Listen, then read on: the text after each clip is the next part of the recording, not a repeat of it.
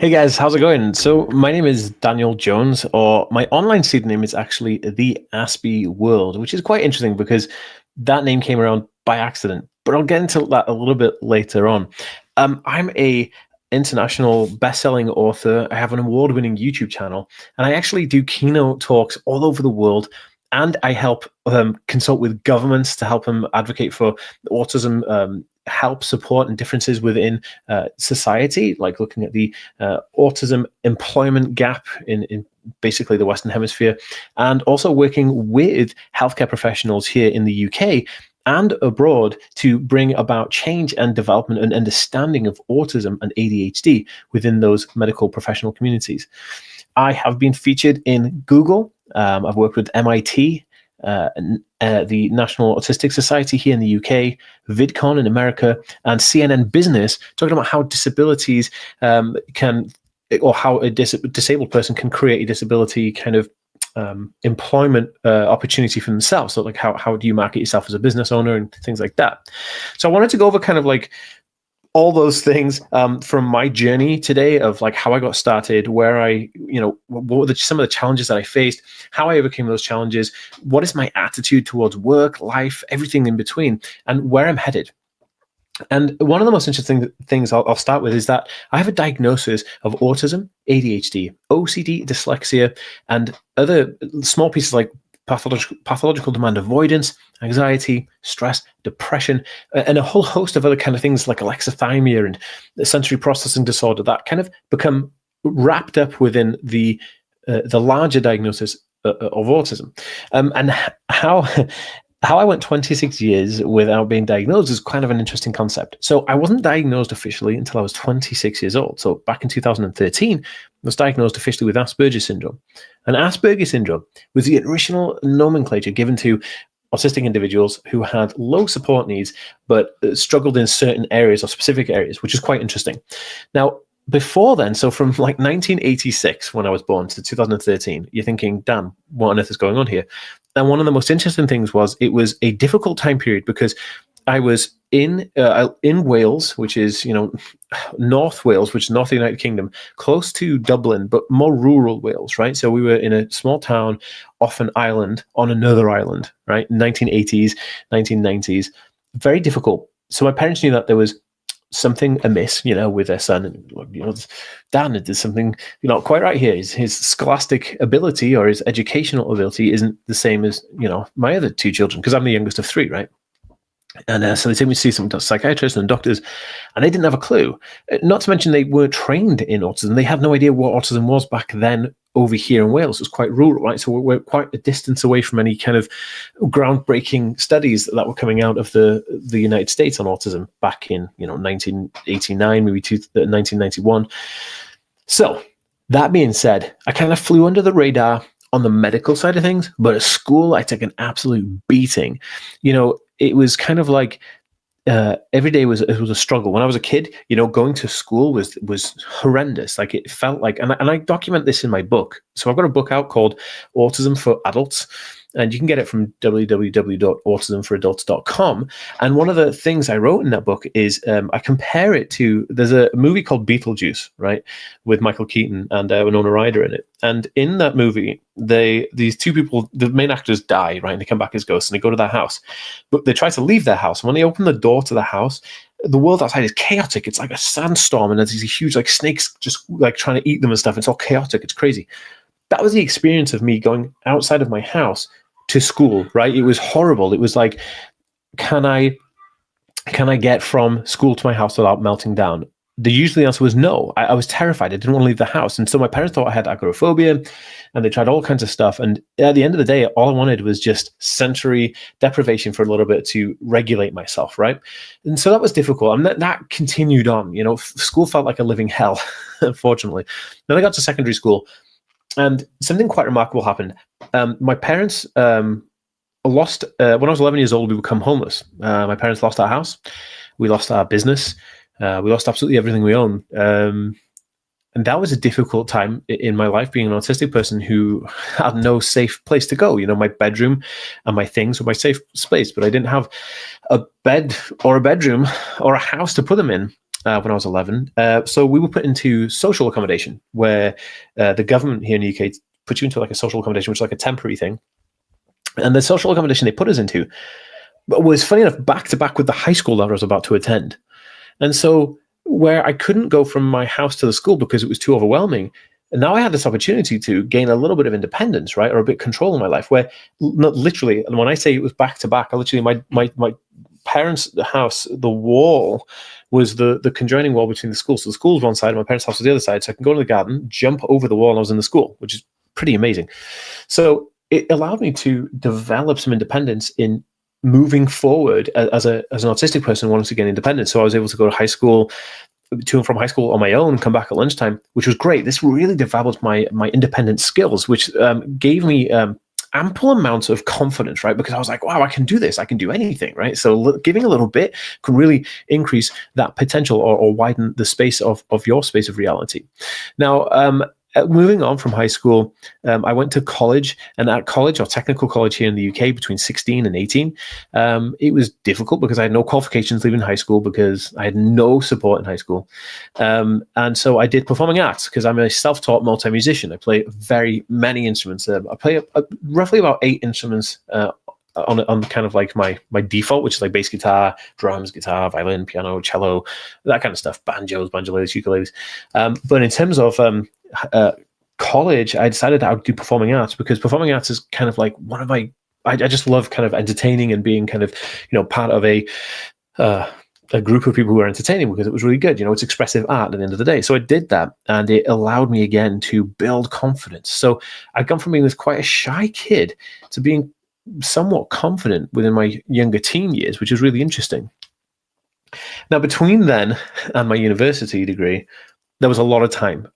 So I actually came out of college because I was touring with a band, playing music all over the place, and I was in the United States on the East Coast doing music, and so then I came back to reality, and I was like, oh my goodness, like I have to get a job, and so I was getting jobs here, there, and everywhere. And this is how my diagnosis happened, right? So by the time I was 26, what was happening is I was starting a job, getting completely stressed out, being medicated, having severe depression and stress, and then leaving that job.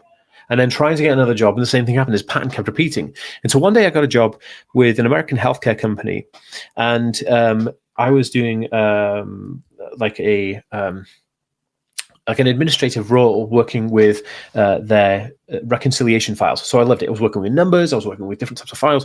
And with this came the ability to just be comfortable around numbers. And I love numbers, and I love kind of like mathematics and stuff like that. So I had this awesome time just like constantly just playing with numbers. And I did that job for a while. But what was interesting is the more I was exposed to people around me, the more demand I had, and the less able to focus and function I was. So again, back to medication, back to not being able to attend work, really difficult. In the final job I had, and this is where it gets really super interesting, I was working for a multimedia company, and we were creating multimedia packages for car dealerships, loyalty programs. And that was a really cool job. I liked the people. When I first started there was about 5 people working in the entire company. But by the time I parted from the company, there was about 200 people in there. So, there was only a space of about 3 or 4 years. So it expanded rapidly, which was difficult, because I go from being in an office, this size with like 4 dudes in it, to moving offices to a different place. And this is what actually happened to me. I go on vacation, and I come back, and my office is not just like being moved around. They've actually moved offices. They went from being in one small space to being in a huge space, but also they'd moved my desk. Now, I'd been going to the same desk every day for the past 4 years, right? And then all of a sudden they moved my desk when I was on vacation. I came back in, freaked out, had a crazy meltdown right in the office. And then they were like, took me out, took me home, and were like, dude, you need to kind of get some therapy, and we'll sort it out. So I went to see a therapist. And during my time with the therapist, they were like, are you on the autism spectrum? And I was like, I don't even know what that means. I knew nothing about autism at this moment in time, right? This is quite profound, because I'd always felt, isolated from the world. And like I put in my book, I felt all by myself in a crowded room. There's lots going on, yet I'm completely disconnected from it. I felt like my experience of the world up until this point, because I didn't understand what was going on, it felt like I was a full-grown adult in a world full of toddlers, and I couldn't speak their language. Like, oh my goodness, like these people are just intellectually unadvanced, right? They can't get to my level, because being an intellect, you're thriving for those people to have those connections, right? And if you don't have those connections, if you can't learn from other people, if you can't put yourself into people who can have big, high conversations, it starts to become really, really bad. And you just want to socially deprivate. You want to go away from everybody, and it's just bad. So I get to therapy, and they say, okay, well, I'm going to send you for an autism assessment, which is really interesting because my partner at the time's mother was going through.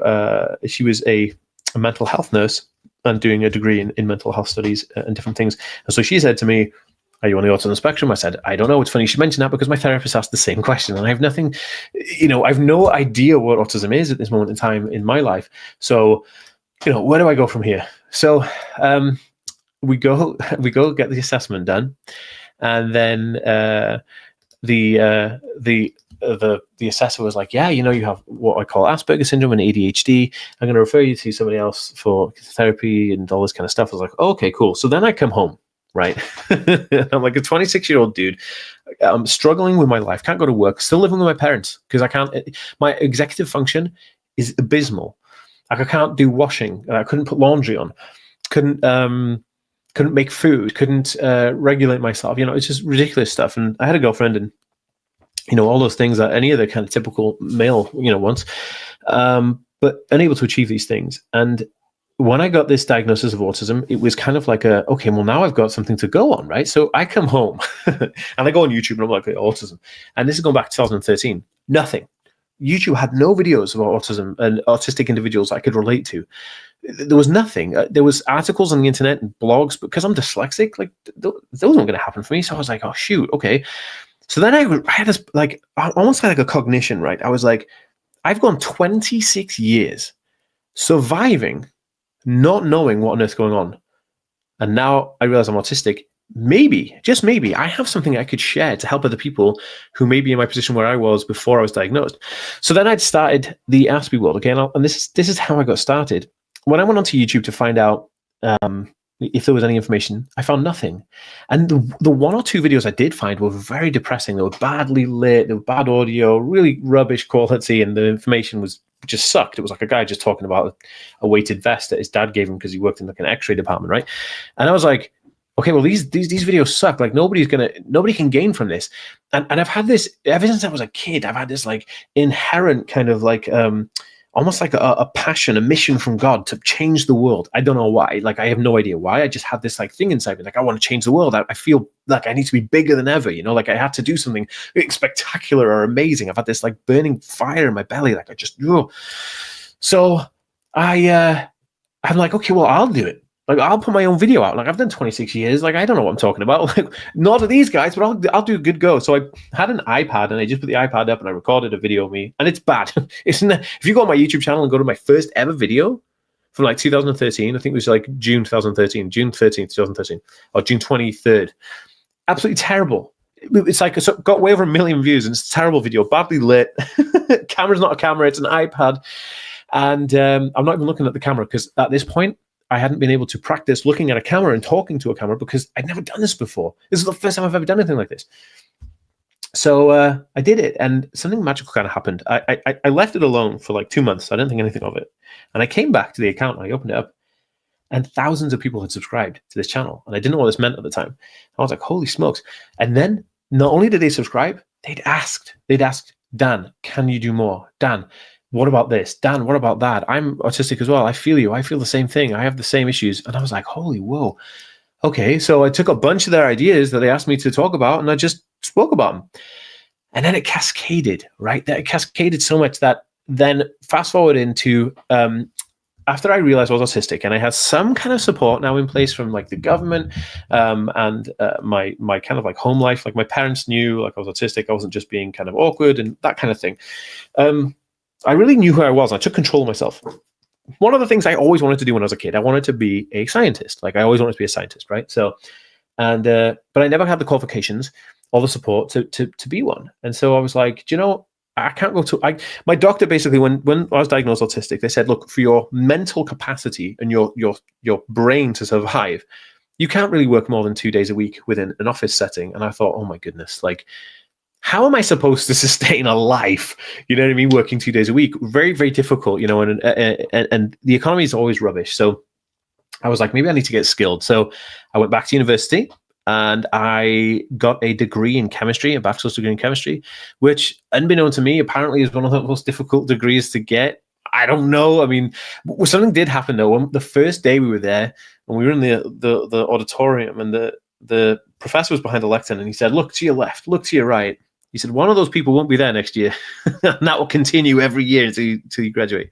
And I thought, that's baloney. And like, sure as heck, man. You know, it was a tough degree, I think, you know, for a lot of people. Like, but being a mature student, going back, you know, my 20s, and just like, you know, thinking, okay, well, I'll just do what I can. You know, like, it's no biggie. You know, I love this subject, and chemistry was great, and I did all the qualifying markers to get back into university, and I did all those things. And so now I'm a qualified chemist, you know, like I have a degree in chemistry, and I will be doing a PhD eventually. I was going to do the PhD afterwards, but they pulled down the department due to funding from this whole Brexit thing that happened, and the EU funding fell through, and the whole thing. Anyway, so there I am. I'm a scientist now, and this was really profound because I'd gone all of my life through academia and experiencing scholastics without help, without support. And now here I am in a university setting, in the most difficult subject you could probably take in university. And I had support in place, and the support was absolutely profound. A few things happened, and I'm going to share those right now. And the first one was I was able to record audio lectures using my mobile phone. The other thing was that when the slides came on the screen, I could take a screenshot on my phone that I could then refer to when I got back home listening to the recording. Because when I was live in the lectures, watching the lecturer, I couldn't really understand what they were saying in real time because it was taking a while for it to process. But obtaining the lecture that I'd recorded, going home and listening to it, I could teach myself all about the subject that was happening, you know, at that time. So I was like, dude, this is awesome. And that's how I got my degree. And just for really interesting context here, I did my dissertation, my third year. I did my dissertation on molecular symmetry and group theory, which is quite a hard concept for a lot of people to understand because it's like moving objects in 3D space in their mind. And so I built a teaching tool to teach people this specific subject in Minecraft, which is a very popular game owned by Microsoft. And I built these huge chemistry models, and it's completely open source. And but Microsoft were really interested in buying my chemistry kit, so maybe one day. So that was kind of like my university kind of journey, but it really opened up my eyes and thinking like, wow, you know, two things that really made me think about the idea of autistic individuals and how they learn versus other people. And the first thing I should say is that autistic individuals will note when they come across a word they do not understand, they will research and understand that word, like, so they can understand the full context of the article they're reading. Whereas the average person will come across a word they don't understand, make up what it sounds like in their head, and go past it. But by doing this, you don't understand the context in which it's being used. So that's the first downfall of scholastic education for neurotypical people. And the second is the absence of mass. When neurotypical people are learning about engineering, and somebody shows them a slide on the board, you know, they're just like, okay, I get it, but where's the engine in front of me? And I need something tangible to look at. That's called the mass part, right? So autistic people love tangibility and collect mass. That's why we collect things, right? Because we're learning through the presence of mass.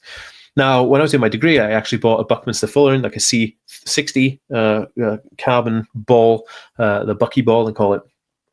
And I was able to use that and take the mods apart and kind of, you know, figure out how different molecules go together, and, you know, you kind of dot line diagrams and all those kind of skeletal structures. And it was great because this taught me a lot about learning, and that carried with me for the rest of my life up until now. And this is how I teach people. You know, if you're struggling, then there's two things. You need to understand what you're reading or what you're digesting, and you need to have mass. The presence of mass is so important. When you can combine those two together, you'll fly, you'll beam like the sun, and everything will become easy. So that's how I got to a point in my life where I was like, come out of university, and I had this YouTube channel, and I didn't know what to do. Literally the day I finished my last university exam, I hopped on a train and I went to London for 10 days with YouTube. So YouTube, I won a competition called or it's an award. It wasn't really a competition. It was an award called YouTube Next Up. And what they do is they take channels between 10,000 and 100,000 and all over the UK, and they pick the best 10. And then they say, you guys are going to be the future of YouTube. We're going to help supercharge our channels, and we're going to give you some money to buy equipment, which is cool because, you know, my equipment was like sellotape together. You know, it was like, wasn't the best. I didn't have much money. I'd come out of university, and nobody has money in university.